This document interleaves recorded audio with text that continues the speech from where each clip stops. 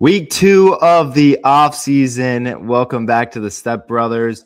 The regular season cannot come quick enough, but Michigan and Ohio State have released their schedules. We'll look at that. Ohio State has hired the new offensive coordinator and what to expect under Kyle Whittingham in year one and with new coaches at the University of Michigan. But Andrew, how you doing? Good, yeah. It's going to be a long off season. I can already feel it. Fortunately, I got Michigan basketball to keep me busy, but those like May to July months are going to go so slow. It's going to be so painful. Yeah, Ohio State basketball. We'll get into basketball in later episodes, but obviously Michigan having a great year, and Ohio State has struggled since essentially when they had Aaron Kraft. We're all right with D'Angelo Russell, but it's been a while since Ohio State basketball has been relevant.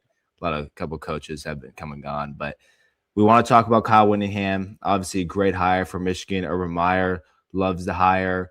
So that question, what do you expect? What are the high expectations, low expectations for fans? So give it to us. Yeah, so I'm going to put the schedule up here just for reference because we talked about it last week, but now obviously we have the key dates. And I actually feel better. Like, obviously, this is a tough schedule. And when we get to Ohio State's, theirs is as tough, if not probably tougher than Michigan's. But I feel better knowing where these games are. Specifically, having Penn State after a bye is helpful. Like, I don't know what Penn State's going to be next year, but I feel better having them after a bye, especially with Indiana being that next week. And then Oregon, I feel much better having later in the season since we have such a young team, new coaching staff. I feel better about that being later on in the year. Obviously, the Oklahoma game worries me, which I'll be at that game. I think officially now. That Iowa game worries me. There's a lot on here that worries me. But, yeah, I've kind of gone originally, when Kyle Whittingham first got hired and, you're thinking about this next year, I kept having to tell myself to temper my expectations, right? Because just with the way that the seasons have gone these past 2 years, I can't just predict, Michigan to be back to 15-0, win a national championship, which I'm not going to predict them to go undefeated. But I do feel more like playoffs should be the expectation in year one based on what you're able to bring back, the talent you're able to keep, the talent you're able to bring in, right? The 2026 class is still one of the best in the country. And they added technically a transfer, but he's 2026, Salah Simoa, who ended up being a 5-star in the final 2026 rankings. Like, that talent with this coaching staff, I see no reason why I should be expecting anything less in the playoffs. I just think in this day and age, like, there's no rebuild. There's no rebuilds anymore. At least there shouldn't be for a premier brand. Like, you reload and you find a way to produce immediately. I mean, you saw what Cignetti did in year one under Indiana or for Indiana even, right? Last year going to the college football playoff after being 3-9 the year before. So what do you think about that? Do you think that not just for a Michigan fan, but for any fan out there, right? Like, it seems, right, we talked about it last week, any team can feel like they're the next Indiana, right? Like, should there be tempered expectations, or are we now in an age of college football with the transfer portal, with NIL, where maybe you kind of think you can do that rebuild in one off season? Well, the recipe to success now in college football is obviously NIL. So you're talking about money, and for Indiana, they have Mark Cuban, who's signed several $million checks to the athletic department. So that obviously helps. Getting a coach, which Kyle Whittingham is, there's no excuse there for him because he's had a solid career at head coach. So Michigan gets that higher. So that's like the 1-2 punch for success in college football.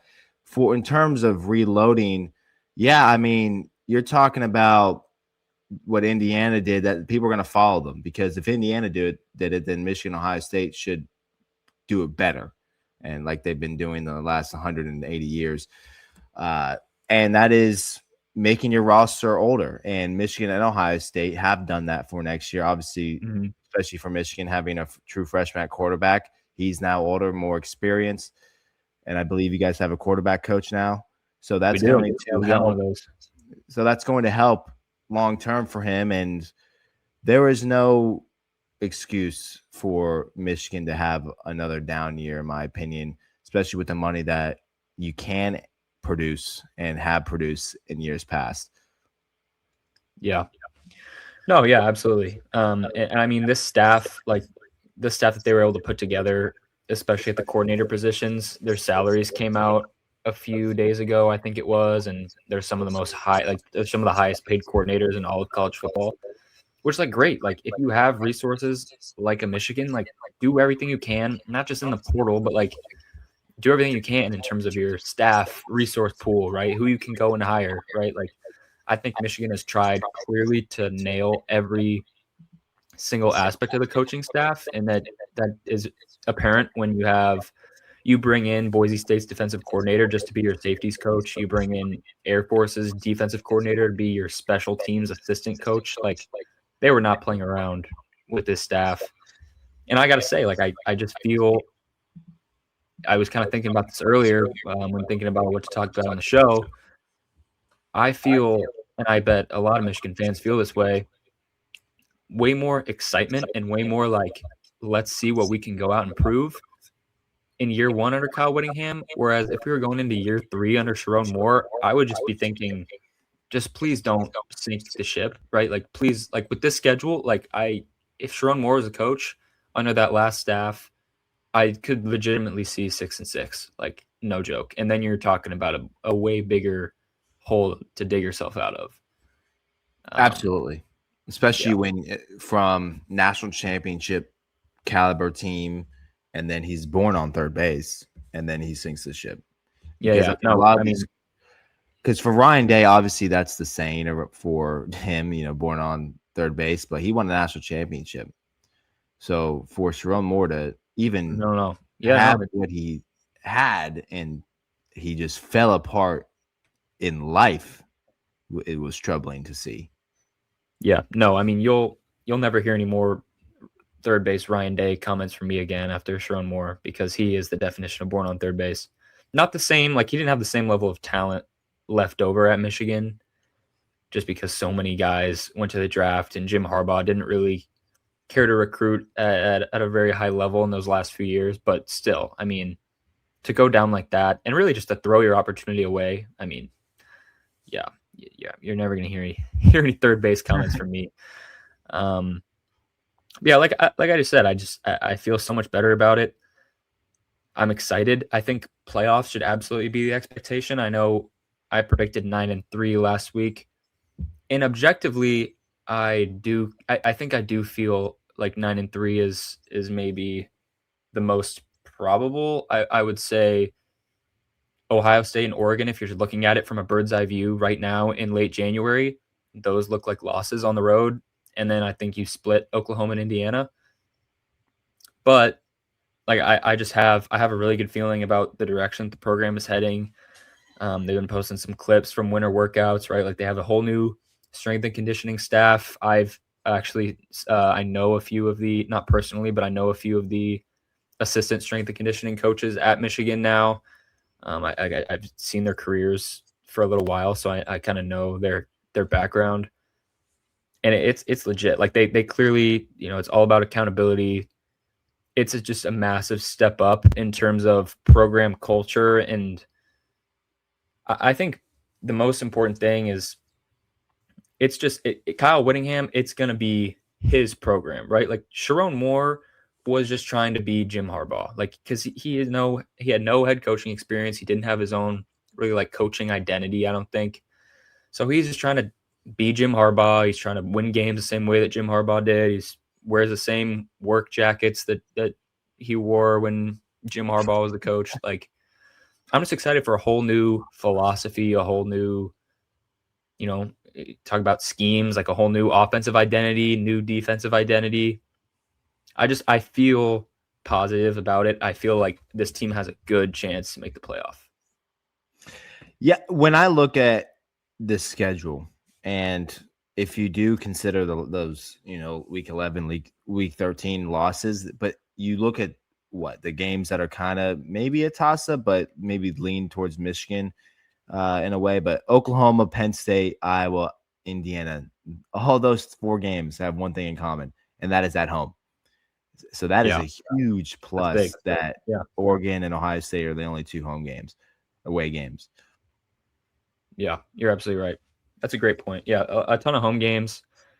And really, I mean, with the schedule, like you said, this could be a way better team than it was in 2025, and they could end up with the same record, or even they could end up at 8-4.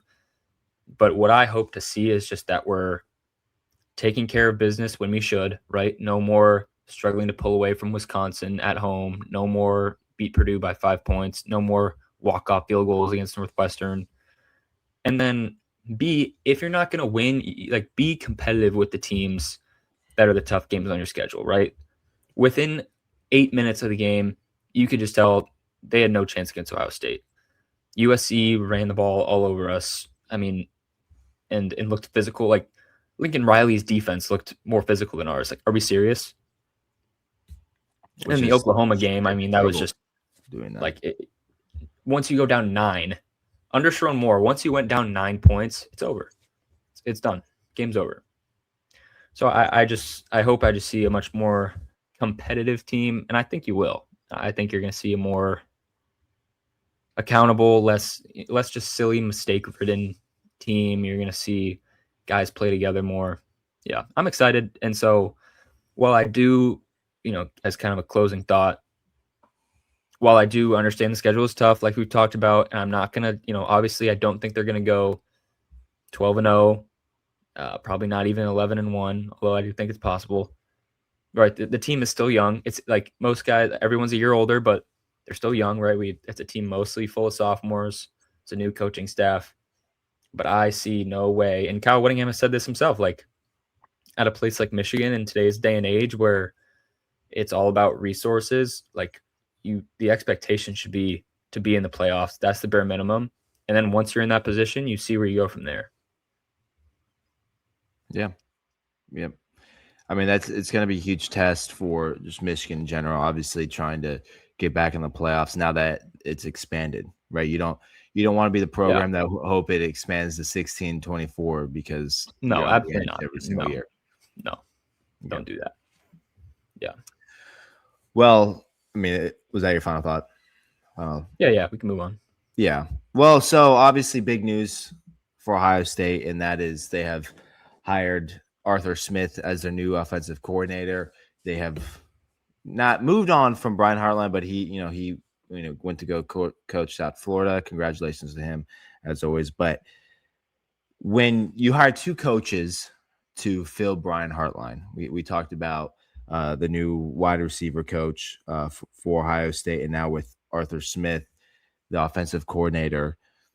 What are things that you kind of compare, how he did in the NFL, how that transitions into college football? Obviously, when you get an NFL guy who's, a head coach for 3 years, not that he had a ton of success because he went 7-10 all 3 years with the Atlanta Falcons, but you got to look at, he's going up against, the top players in the world every single day. So when you go up against schools like Iowa, even in Oregon, that's an advantage. And that's obviously the first thing I thought about. But when you want to nitpick and you look at the rankings of the offense he ran in Pittsburgh, that is where it's a tough look. And Matt Patricia, obviously, you go look at the comments when they announced that he was going to be the defensive coordinator. They were pretty negative. I think this is a little not as confident, is what I'll just say. Question mark. You got to prove it. Yeah. Matt Patricia had proven himself. I mean, he won a Super Bowl, as defensive coordinator, as coaching Ohio State. I mean, any school would take that, every year. But the one thing that I thought was kind of interesting, and I don't know if this really matters, but his family is very wealthy. And I don't know how FedEx, whatever. There was founder of FedEx. So I'm not sure how that has to do with anything. I don't know if there's NIL. I doubt it really does. Because that's a lot of what people were talking about. Now, obviously, that only matters so much if you don't put the players on the field. Now, my biggest issue last year for Ohio State was the red zone. And I thought they obviously in the open field, it was great because Carnell Tate and Jeremiah Smith could just run upfield for 50 yards, and Julian Saint was very accurate. He led college football in completion rate. So that was great. And they can do that every single year. Now, the reason why they lost against Indiana and Miami was because they were horrible in the red zone. In fact, and then some of it is the blame to Julian Saint because of not being able to hit tight ends and missing everyone except his wide receivers. And at times when the games when Carnell Tate and Jeremiah Smith were out, Julian Saint struggled. And I was at one of those games against UCLA. Obviously, the scoreboard says something different because the defense is so good that you get so many possessions, you're going to eventually drop 40 plus. Yeah. But the offense that Arthur Smith runs, you're talking about 11, 12 personnel, a lot of tight end looks and, power football. The running backs are, it's not Travion and Quinshon out there. So how is that going to look for Ohio State? That's the biggest question that fans need to go into the season next year. What is that going to look like? Because I will not accept that red zone offense, what Brian Hartline had. I mean, he's twice in his career at Ohio State, he was stripped from calling plays, and Ryan Day had to take over. I don't want that to happen. You're talking about Arthur Smith. He's probably getting paid. Matt Patricia's paid $2.5 million. Arthur Smith probably that or a little bit higher to call plays for Ohio State. I mean, it will be unacceptable to see the same offense that you did last year for Ohio State. What are your thoughts? Yeah, like a lot of 13 personnel too. Like this dude loves heavy sets. I know. Yes. I'm not a big NFL guy, but just doing some research on it. That's what I know. To me, what stands out to me is this hire kind of indicates to me that Ryan Day absolutely still wants to have a say in the offense. Like, I think it's definitely going to be a joint effort. Sure, Arthur Smith might call the plays, but when it comes to like passing concepts, especially, I bet Ryan Day has a ton of influence on that. That's very possible. And I would guess the main kind of benefit for hiring an Arthur Smith is creativity in the run game, right? That makes you more consistent in the red zone, not having to rely on, getting the ball outside and misdirection, right? Like if you can find creative ways, gap scheme, zone scheme to run the ball, right, which Ohio State struggled to do last year. And some of that is maybe due to just not having the same quality of back in the room. But I think this is definitely a that was exactly what you said. Like Ohio State not only struggled in the red zone, but also short yardage. Like I feel like there were multiple times in big games you saw Ohio State like just fail to run the ball on 3rd and 2, like just couldn't pick it up. Like 3rd and 1, just they were the bottom half of the Big Ten on 3rd down conversions, let alone 4th down conversions that cost them possessions, impossible scoring opportunities. We saw that against Miami and Indiana. Now, the reason why Arthur Smith got his job in Atlanta was because of the offense he ran in Nashville with the Titans. It was top 10 every single year as the offensive coordinator. And then that completely dropped when he got fired and then got the OC position in Pittsburgh. Now, obviously, I don't know if that had to do with the talent he had in Pittsburgh. I know they're in the playoffs this year with Rodgers and DK Metcalf, but to be that low, I mean, I got to see them play, against the Texans a couple weeks ago, and I mean that was not good. Tough thing to watch. Obviously, the Texans defense was the best in the NFL this year, so that's you can make that excuse, but to put up the 6 points and 3 of those points to be given to you because CJ Stroud throws an interception in his own territory. So 3 points Arthur Smith was able to get in that playoff game. So Cortez Hankton, that wide receiver coach, I'm glad that you have a wide receiver coach just specifically on that and recruiting. He came from LSU, and he's been doing this for a decade now, and he's finally getting his opportunity at Ohio State. But for Arthur Smith, Chip Kelly was very creative with his schemes. We saw that in the playoffs. He struggled against Michigan, but the other game that they lost, they scored 31 points against Oregon. So overall, Chip Kelly was great, and part of me wanted him to come back. He's gonna be at Northwestern this year after getting fired from the Raiders.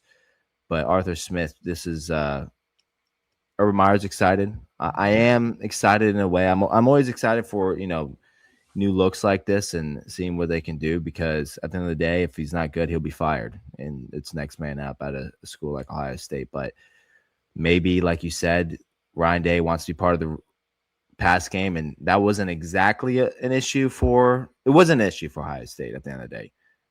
But that's because they had Jeremiah Smith and Carnell Tate and Brandon Innes the past two.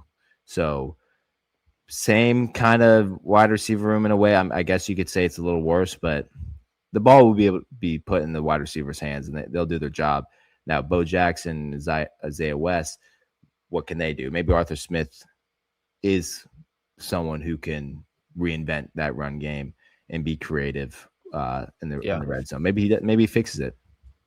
Yeah, and I think fit is a big thing too, right? Like, you've multiple of these NFL coaches. Chip Kelly had obviously great success at Ohio State, gets fired from the Raiders a year later, right? Matt Patricia, known as a kind of failed NFL head coach, does a great job for Ohio State this year. Like, the game is different between the NFL and college, that you can't just assume that Arthur Smith isn't going to be great. And especially with the kind of talent that Ohio State has, especially with Ryan Day's offensive mind, I wouldn't. Yeah, I'm not like a lot of people are jumping to say that this is like a bad hire. I wouldn't say that at all. Yeah, you can't say that. I mean, it's an NFL coach. He interviewed for 2 other offensive coordinator positions in the NFL, and he decided to go to college. I don't know if that is not reinventing yourself. You see Mike McDonald go to the Chargers, and he had the opportunity he was interviewing with the Bills, and then he turned down his interview. He ended up canceling his interview with the Bills to be an offensive coordinator. Now, someone like that, if you go to college and become an OC, you're reinventing yourself to be an OC in the NFL. So it's almost like Arthur Smith, his implications to become an NFL head coach is over. For him to go to Ohio State, at least very program is he just enjoys running offense. Maybe he doesn't want that pressure, because 7 and 10 in 3 years, obviously that's not terrible, but definitely struggle. So this is the second time in 3 years Ryan Day has hired a former NFL head coach to run his offense. Chip Kelly, obviously, in 2024, but obviously 25th in total offense in 2025, 23rd in 2024. Obviously, you can judge the numbers, but from NFL to college, like you said, it's about fit. Patricia has fit into the Ohio State system. He's done a great job. They lost a ton of talent, and he reinvented that. And hopefully Arthur Smith can do the same with Ohio State, because the talent that they had last year to struggle like they did at times, because, you heard from me, this offense wasn't as good as it should have been. And I said that over and over again. Yeah. No, it wasn't. It wasn't hitting very many explosives. It was consistent. Like, the pass game especially was consistent. Julian saying, obviously, he was a Heisman finalist for a reason. Those receivers are obviously what they are. But like you said, like, just kind of putting points on turning that into points was just an issue. It was when they got punched in the face. What they couldn't do anything. It was like the 3rd and long. It's like they're going to punt that 4th and 2. Don't get it. They had their chunk yardages at times, but that's because of long pass plays and not creativity. And they got punched in the face twice at the end of the year and had no answer. You scored 10 points. That's unacceptable for Ohio State. And obviously, the offense, Julian saying, gave Miami 7 points. That ended up costing them the game. So, and just like slow tempo and that too, because the entire year, I'm not going to get the last thing I'll say with Ohio State's offense last year, that slow tempo ended up costing them. They did it the entire year. There was it was a talk around the town about they're going to put it in 3rd gear. Joe Cloud even said himself, a bunch of crock, because they never did that. They when they were struggling against Miami, there was one possession. They ended up scoring. They ended up scoring because there wasn't enough time on the clock, and Fielding missed a field goal. But classic, and they never went up tempo. They like they did with Chip Kelly. I mean, you're talking about. I was at that Tennessee game, and they would score within a minute and a half. Almost seemed like every single drive when they went up. It hit 14. The clock hit 14 against Oregon in the first quarter. That's 1 minute exactly, and they had scored. Jeremiah Smith had his touchdown. I never saw that this year. And if it was just a long pass because Carnell Tate was faster than the DB. That's it. There was no creativity. But I am excited to see what Arthur Smith can do. He brings a ton of 7 years of professional play calling. He should be able to get it done at the college level. That's the last thing I'll say about that. Quickly go into the Ohio State schedule. It's finally released for them. I went through it last week. 2 losses to me wouldn't be surprising. I mean, it's a new age in college football. I mean, if you back in the day, and from 2014 to 2023, if you lost 2 games, you pretty much cooked. Especially depending on who you played, but you were cooked. You'd have to be lucky to get in the playoffs. It's not the same here. Ohio State hasn't lost 3 games since 2011 when Luke Fickell was the interim head coach. But if you look at the schedule, you see that Indiana, USC, Oregon. There was the bye week between Indiana and Southern California, which is a plus. But obviously that Oregon game staying not you won't be staying out west, but thank God you're playing Oregon at home. That helps. Obviously Michigan, and then that Texas game is probably what I worry about the most to start the season. Arch Manning had a good end of the year. You played him in his first start as a collegiate quarterback. I mean, same thing with Julian Sain, but obviously questions on defense once again, losing a bunch of talent. Obviously Caleb Downs, which will be missed the most by Ohio State fans. I'm fine with Illinois, Iowa. They're losing a lot of talent. I'm not going to worry about Maryland, Northwestern, Nebraska, and obviously Ball State and Kent State. So those 4 games: Indiana, California, Southern California, Oregon, Michigan. You got to win 2 out of 4, and you'll be in the playoff once again. And then kind of a new season. That's kind of how you look at it. Get yourself in the CFP, and then you go from there. It's kind of, what coaches say to their players in almost every sport nowadays, especially I hear that a lot in Major League Baseball where, it's a new season once you get into the postseason. So hopefully that, Ohio State can continue the streak and be in the playoffs. Yeah. Yeah. I'm just going to pull it back up for a second.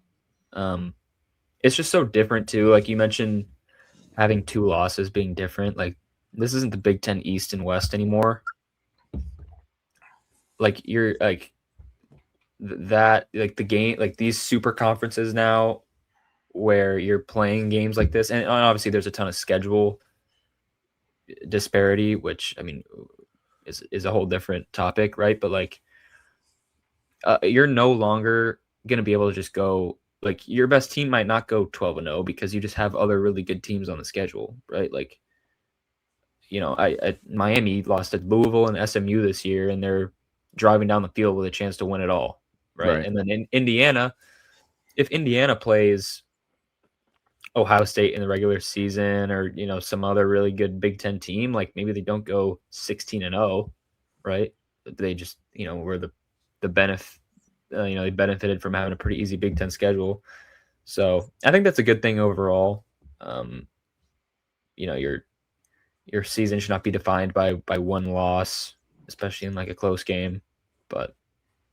And it used to be. It's definitely better. I mean, there was times where Ohio State would, lost to Oklahoma, Baker's Heisman year, and they're done. That was kind of it for them. Yeah.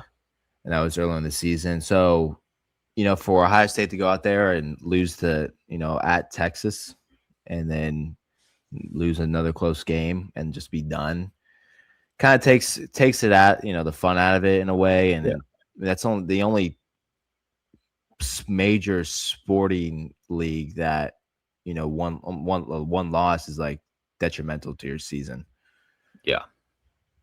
And I believe, I mean, I don't know if there was definitely, was there one loss teams to miss the playoff? Was there? There wasn't there?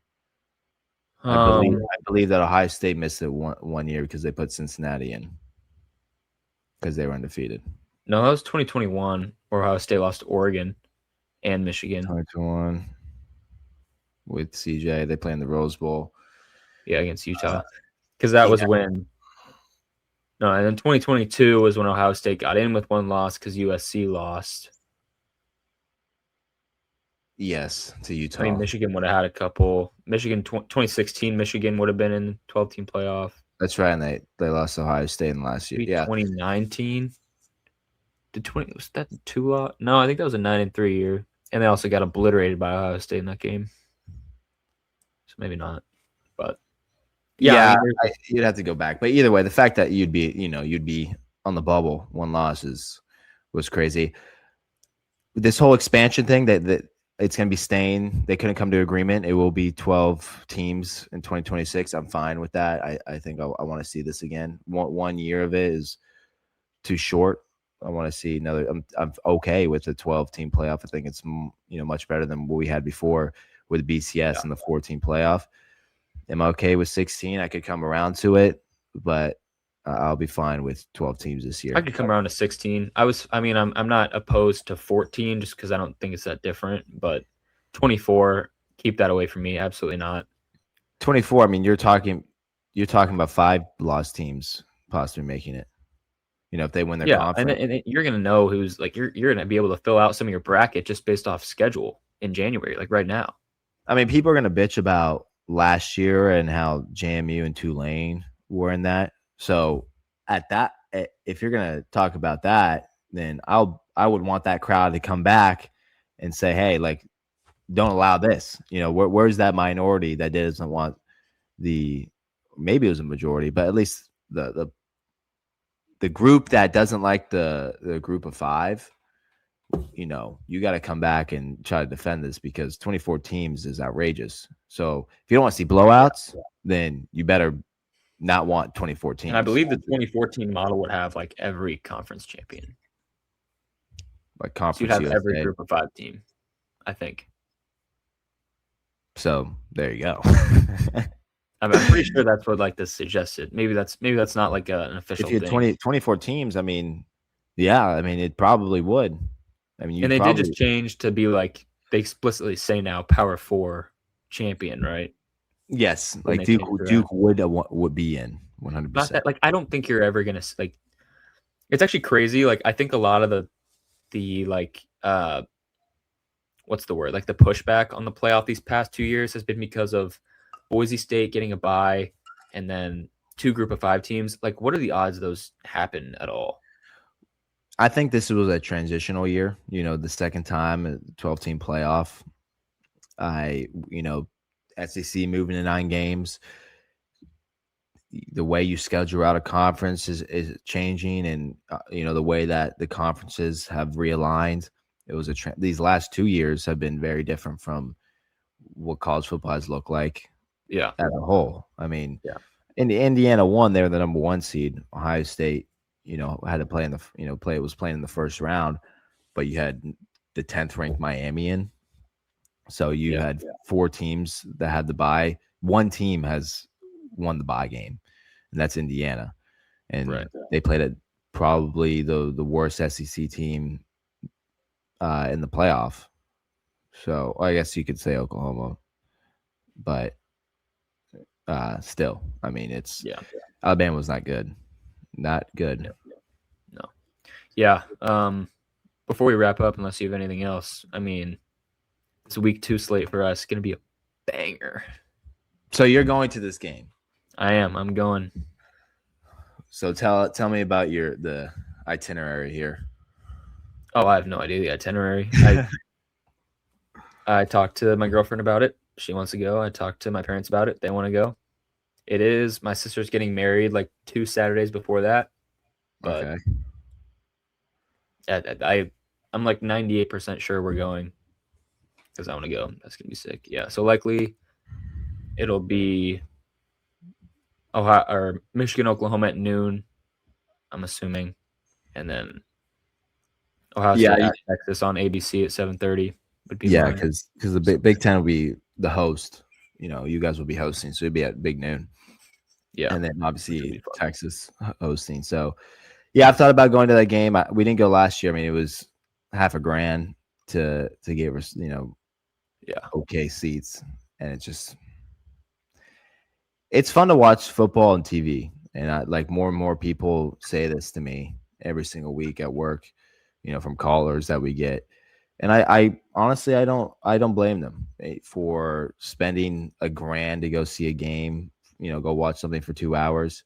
I drove up to Pittsburgh, and those tickets were $120. So that's where I'm like, okay, I'll go do that. But $500, I mean, that's ridiculous. Yeah. To go see a college game. Oh, yeah. Plus you got to do. I mean, if you don't live in the town, which a lot of people at Ohio State, they're traveling from, outside Columbus. Mm-hmm. You're talking about gas, maybe a flight, Airbnb, hotel, you name it. You're spending. That's a couple grand that you're spending. And that maybe $1,000 if you go alone. And so Mm-hmm. you go. So your kid, you're spending $2,000. So I don't blame people for staying home. I mean, it's nice to watch football on TV. But yeah, I'm considering going to that Texas game. My dad went to both schools, and possibly going to the USC game, depending on out in California, depending on where life takes things. Yeah. me. Yeah. I both those would be cool. Yeah. Yeah. I mean, that's it for me. I mean, obviously with Arthur Smith, like I said, no excuses. You get high if you're getting hired out of Ohio State and also Michigan, you are good. You are good at your job. And I believe Arthur Smith will win ball games for the Buckeyes here coming up in 2026. Yeah. Yeah. That's good. Yeah. Michigan State happening. It'll be tonight as this is uploaded, but it's tomorrow because we're recording on Thursday. Super hyped for that one. I will be watching that game. Yeah. I'm excited. It'd be awesome. Cool. It's on a Friday night too. Yep. I'll be posting on TikTok right after the fact, no matter the result. But yeah. Yeah. All right. Well, obviously, go follow StepBrothers Podcast, StepBros_pod on Twitter. Let us know what you think about expectations for Kyle Whittingham, wins and losses for both Ohio State and Michigan. Arthur Smith, what you think about that hire, how you compare that to when Chip Kelly was hired, and also Matt Patricia, another NFL guy, coming into Columbus. But obviously, good show. And we'll see you next week. Thank you for watching. See you next week.